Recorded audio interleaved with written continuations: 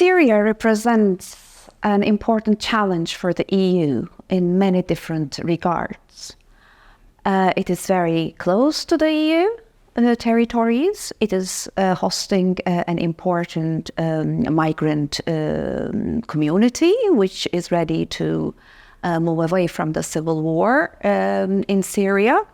And the EU has been unable to cope with this challenge, except by using certain rather economic measures. We see that the EU has immediately imposed sanctions in Syria, which has played a dual role in this context. On the one hand, it has been an important tool to limit the power of the regime. However, on the other hand, it has limited the role EU could play in the Syrian conflict.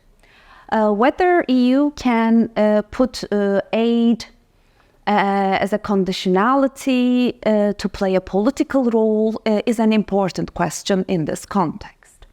The EU has been providing humanitarian aid into the communities in Syria. The earthquake has reinforced its aid policies and has proved that EU's humanitarian diplomacy has been important in providing day-to-day aid, food and basic services to the Syrians inside Syria, which is an asset in this context.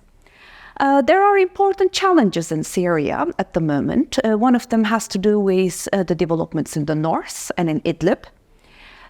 So to what extent EU can play a political role to solve this region's problems is an important challenge for EU, just like other countries which are involved in the Syrian conflict.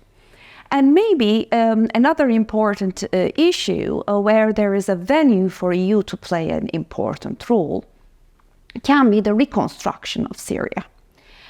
To what extent EU can play a role in reconstructing Syria, which it desperately needs, is going to make Syria's role more important or still as a weak player in this conflict at large.